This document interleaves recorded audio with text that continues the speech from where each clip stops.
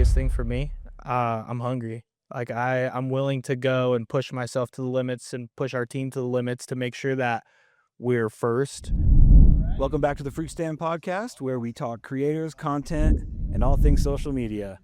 Today, I have the honor of having our guest today, Dylan Chavez, Mr. SLC Scoop. Appreciate you, bro. Thanks for having me on. Absolutely. I'll let him give you little introductions of himself, but from my thoughts, SLC Scoop is the greatest Instagram account ran by a local Salt Laker that shows all sorts of it.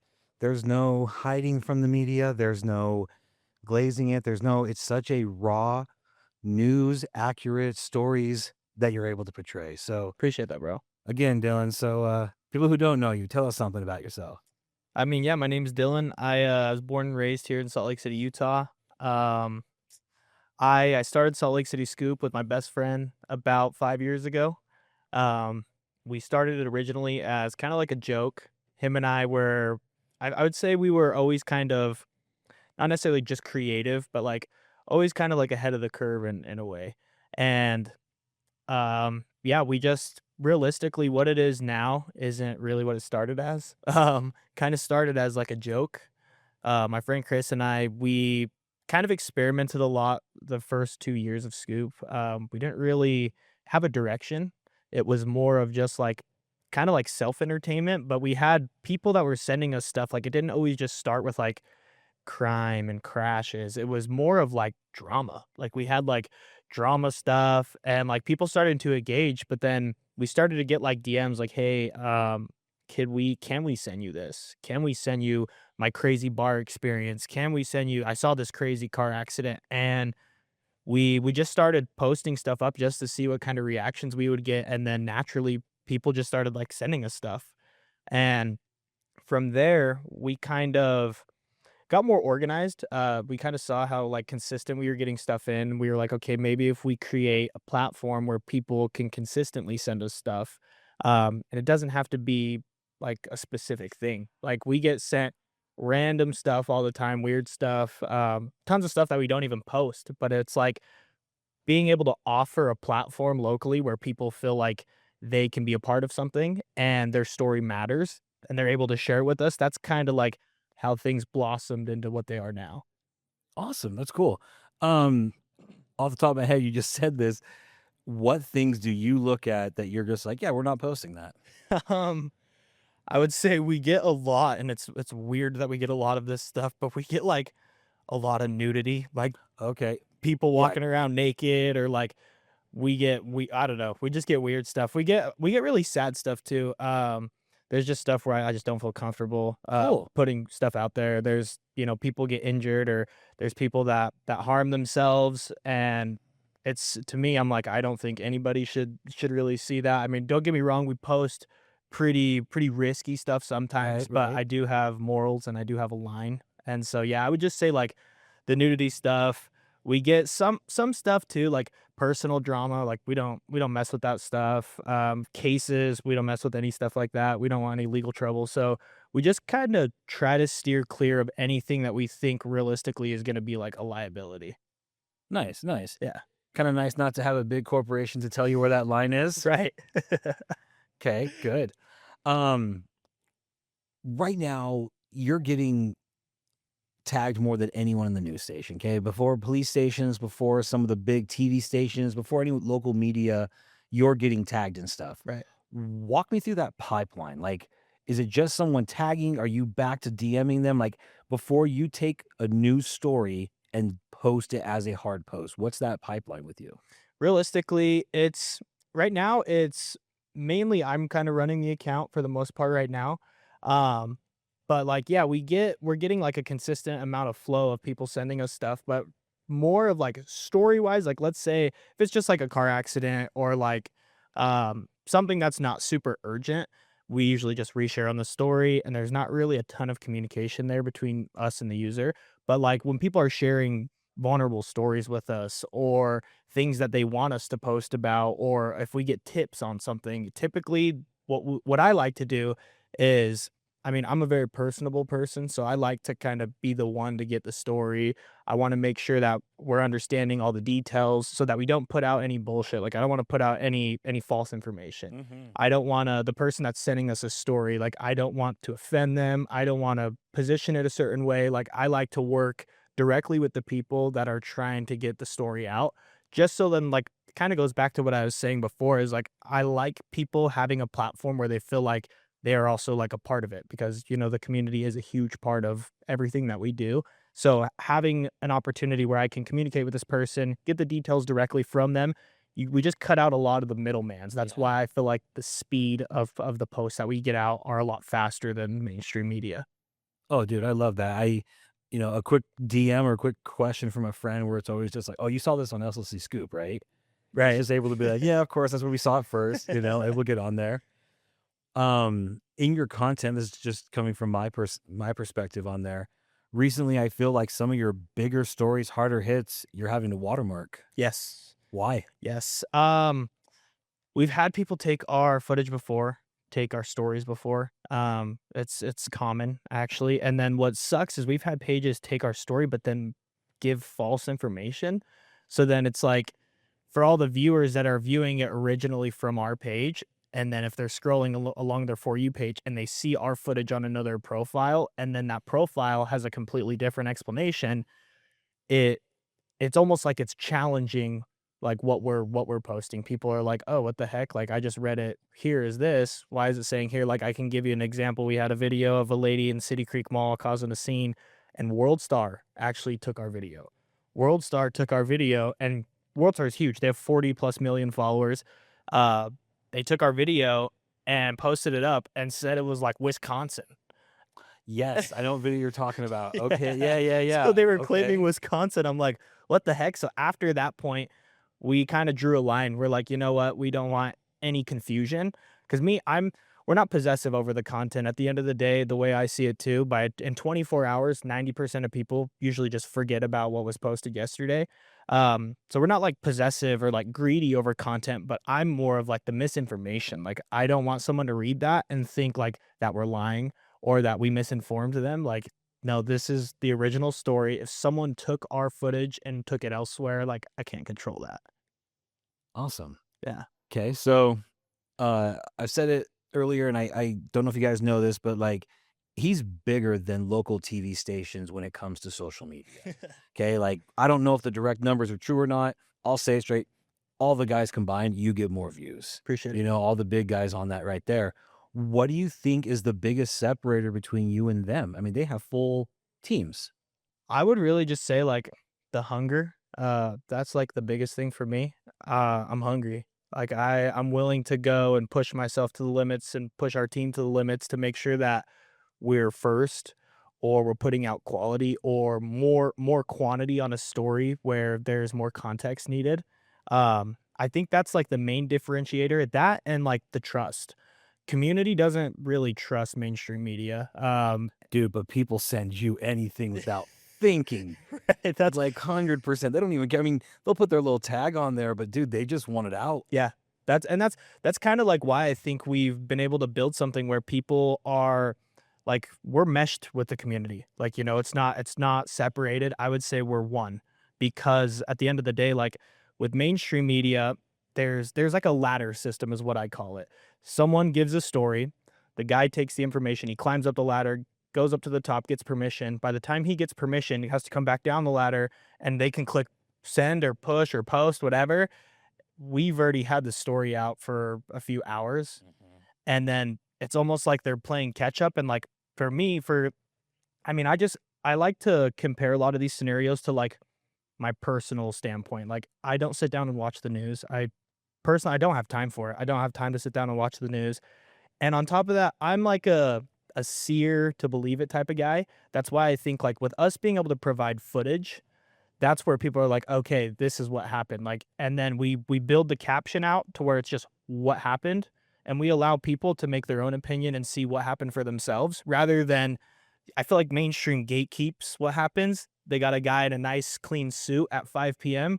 and then he tells you whatever he wants you to hear, right? So I don't like that. I like to see it for myself, and if someone witnessed what happened too, like, I'd rather hear it from the community member than, like, somebody who gets paid to get told, what to say. I never really thought that about your content, but I think that's another reason why it's really shareable is sometimes when a comment section or a caption is opinionated, Yep. when you share that with someone, they almost think that you're sharing that same opinion Correct. versus the news story. Right. But when you're just sharing facts or sharing an event without specific, opinions on it, it's a lot easier to share because then it's like, hey, here's this, let's talk about it. Yep. Yep. I think that's something that we are very, very, I would say our number one priority. We are an unbiased news source. We do not have a political stance. Reason being, we're not political. If anyone knows, like the people that are involved in Scoop, we're not political. Truthfully, I don't have time to care that much about stuff I can't control. and so, and to me, when you choose politics, or you choose not even just necessarily politics, but a side, it limits your reach, because then you're only reaching those people that share that same opinion with you, and those who oppose that opinion, it creates like beef, unnecessary Right. beef. I don't want to be like the ringleader of that, where it's because in my opinion, it starts at the top. If we post far right stuff or far left stuff, those are the audiences we would attract specifically only on one side. I would rather just serve everybody and have a platform where everybody can choose and give their own opinion. And at the end of the day, you can read our comment sections. They're not always the prettiest, but at the end of the day, it's people sharing their opinion. Some people are very passionate about the way that they feel. And I think people sometimes take things a little too far. But at the end of the day, it's allowing them to share how they feel. You know what I mean? And I'm not somebody that's gonna come in and be mediator and be like, "Hey, don't say that. Don't comment that." Because it's their opinion. They have the right to it. So I think when there's other news pages where they structure the post itself around an opinion they want to attract, I have zero interest in that. I would rather put something out there and have 500 people comment on that and all have different opinions. So, Sweet. Okay. yeah. Yeah. Yeah. Was there a moment that you knew that SLC Scoop had gone bigger than an Instagram account? Yeah, I would say I'd really say like the first 2.5 years was very slow. It was more of like year three. Um, I started to just like meet people from Scoop, other entrepreneurs and business owners and um, mentors that like, were just reaching out and like offering support and just like, hey, I just want to have a conversation with you. I want to offer you some advice. And like the advice that I've gotten over the years, uh, people have been great. Like, they're not telling me what to do. They're not like, "You need to do this. You should do this, or if you don't do this or that, like, you'll fail." It's been because this is a very niched business. It's hard to take a lot of advice in from a lot of people because not a lot of people have done this. So it's hard to ask for advice when sometimes it may or may not be relevant to the business, right? But I would say, like, we've been fortunate enough to where over the last few years, like, people have shown me how big it could be, um, based on their past experience in their entrepreneur career. Like, hey, I've seen similar businesses with business models do XYZ. And I think that's kind of been like a big like playbook for us is like people have offered us a lot of support that put us on game to really show us like there's really big potential here. You can take this in multiple directions. It's just really about where you guys see it. Great. One of the biggest news agencies in Salt Lake City recently dropped their paywall on their website. Correct. I personally think that that had a big part to do with you guys being able to provide instant news, that area, they had to compete. Right. Over the next 5 years, what do you think big businesses like that need to do to compete with social media? I mean, it sounds stupid, but in my opinion, I think it's simple. Be community engaging. Like, have a like, I don't know how to really explain it. Like, I just think it's gonna require a lot of restructuring, but I would say allow the people to have more of an opinion and be more involved. Get rid of this ladder system where it's like you have to approval for a story takes, a whole business day. Like, that just slows everybody down. And in my opinion, like a lot of things are urgent. And I think there's not a lot of urgency behind mainstream media. It's very on their own time. And I think it's because of their viewership. Their viewership is a lot more old school, laid back, but also like it's an older crowd. A lot of people that watch Fox and watch ABC and all these other mainstream media, they're all mainly older people and they have the time on their hands. Whereas, like, in my opinion, dude, the world we're living in now, like, there's kids that are 16, 17 years old making millions of dollars on the internet. Everyone's on the internet.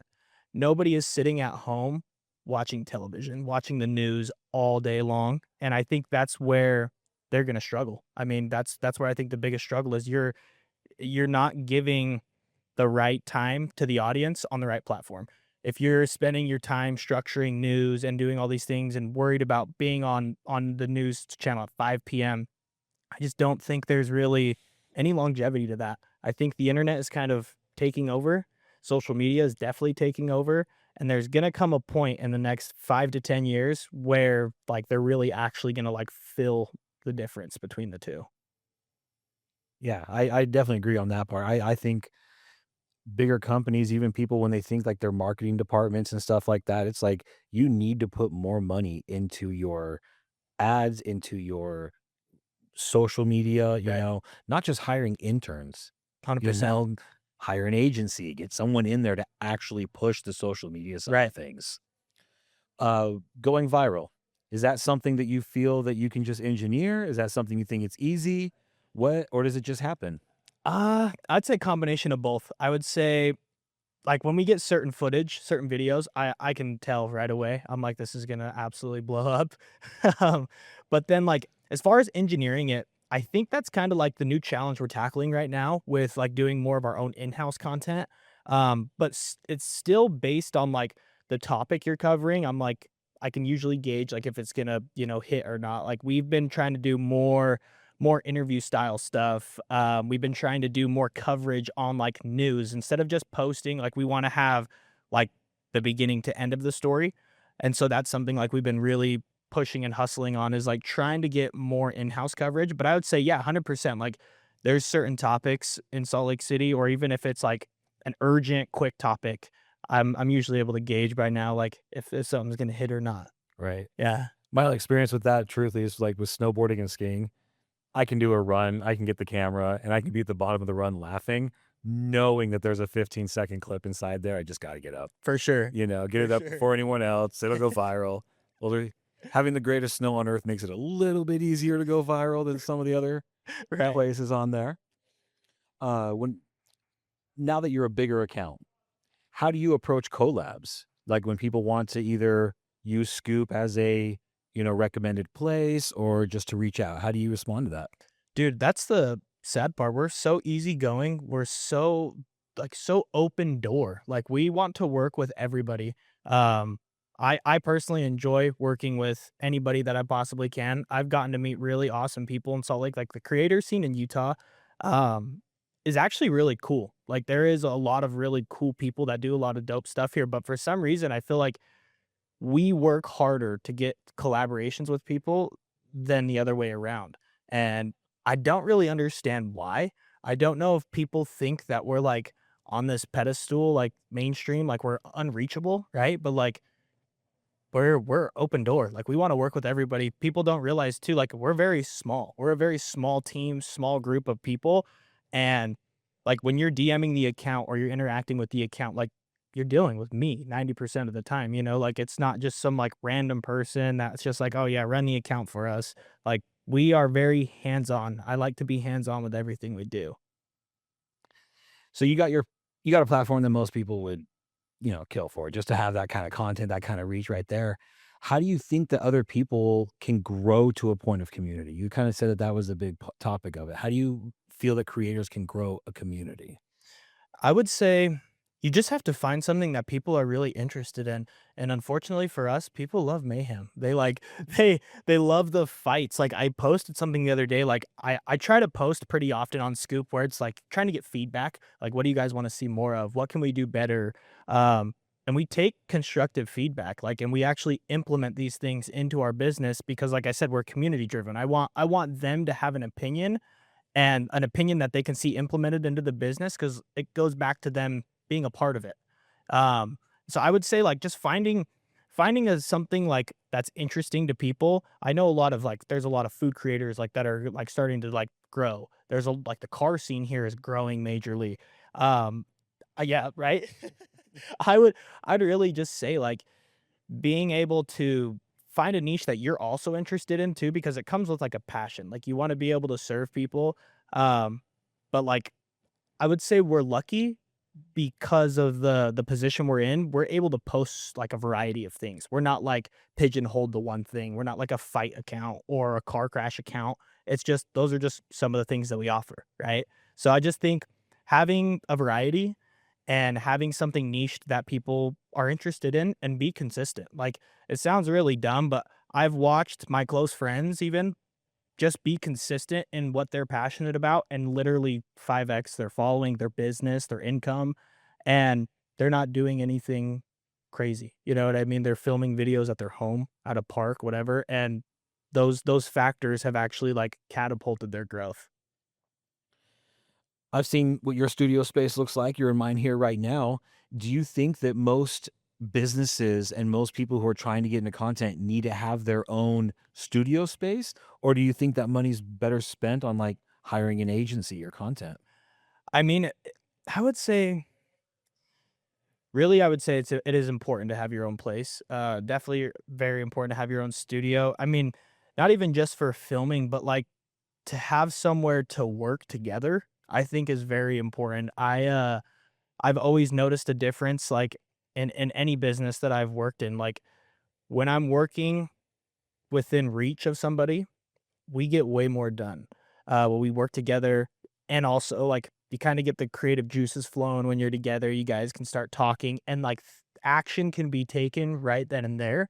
Whereas like if your team's spread out, you don't have a place, you guys are on Google Meet or you guys are just texting, it creates like this, I would say like this weird slow paced growth because you're still getting stuff done, but the pace is way, way, way slower because I feel like when people aren't together, A, they're not as motivated. Um, and B, like when you are working with somebody closely, you're like it just comes down to execution. Like we're literally where we're at because of our speed of execution. When it comes to small businesses, how much focus do you think they should be putting into their social media? More than they could imagine, honestly, because of the way that the internet's going, social media is going. I think it is the number one thing. I think UGC is very, very important. Um, I mean, the way I operate is I don't get sold very easily, right? An ad that's just a product is not gonna sell me. I'm a people person, so, like, I need a person or, like, a character you could say to, like, resonate with almost to be able to have, like, I don't know. It's an interesting like, I don't know, I think it's an interesting game. Like, we're trying to find I lost my train of thought. I lost where I was going. I had a point. I had a good point. Shit. Small businesses, UGC. Ah. Oh, okay, okay, I remember, sorry. But yeah, I think for small businesses too, I think it's more of the risk. That's what I was gonna say is I think a lot of small businesses are afraid to put a dollar behind an ad or put a dollar behind a creator because it's so new.